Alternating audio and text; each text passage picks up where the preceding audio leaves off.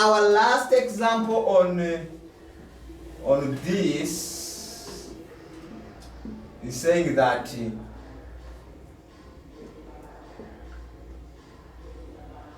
the sum of two forces is 24 newtons if the resultant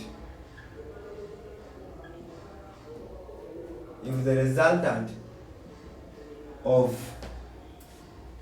the forces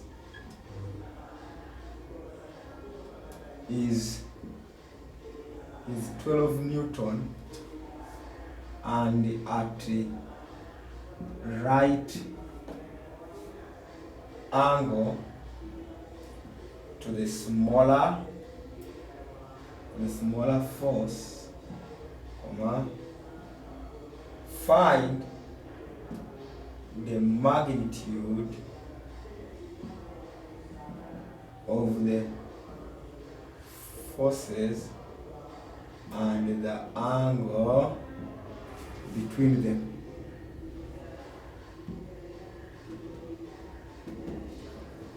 So this is another problem that we are supposed to solve, that if we have the sum of two forces 24, if the resultant of the force is 24 and is at a right angle to the smaller force, find the magnitude of the forces and the angle between them.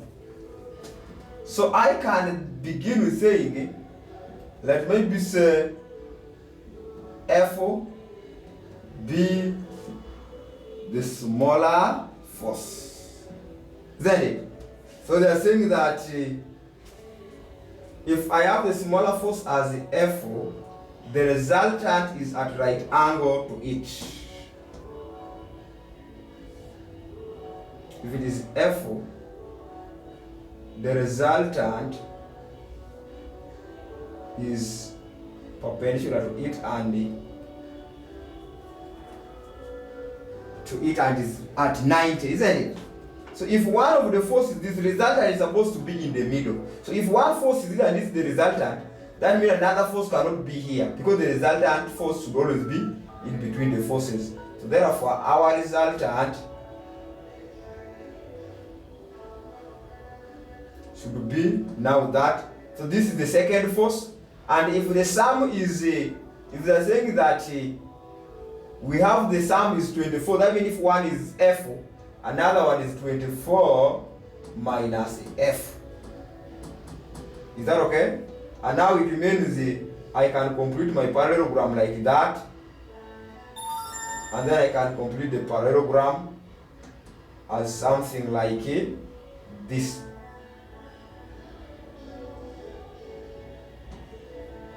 Now it is ending here. If this is A, B, C, D.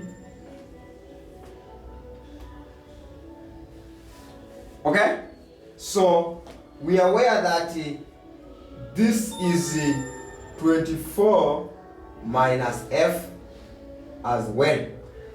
So I can say from triangle ABC, I can tell you that we have F squared Pythagoras plus 12 squared should be equaling to 24 minus F squared.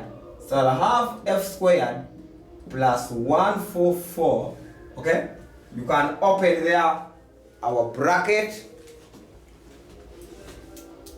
by saying what is my 24 squared, that is 576 minus 48F plus F4 squared. Okay? So if you look here properly, you realize that this one is cancelling with that. And now I can now say 48F is equal to 576 minus 144. So minus 144. I'm getting that. So I can say 48F is equaling to 4, 3, 2. Divide by 48, divide by 48. So divide this one by 48 and we shall get my F as a 9. So the smaller force is 9. And then the bigger smaller force is 9 Newton, and the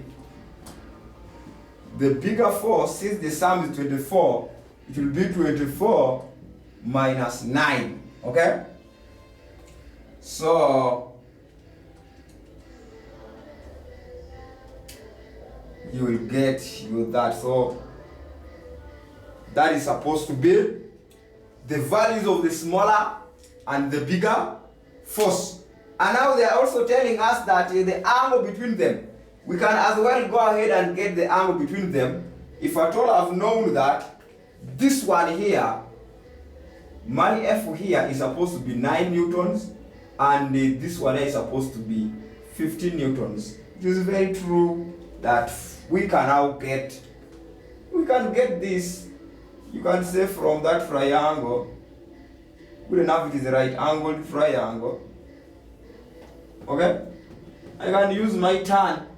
I can say tan, sine, whichever thing you want. If I'm using tan, if I'm getting this angle here, I can say tan theta equaling to opposite adjacent tower. Opposite is 12, adjacent is 9, and the theta is the tan inverse of 12 out of 9. You can press there very fast and see what comes out.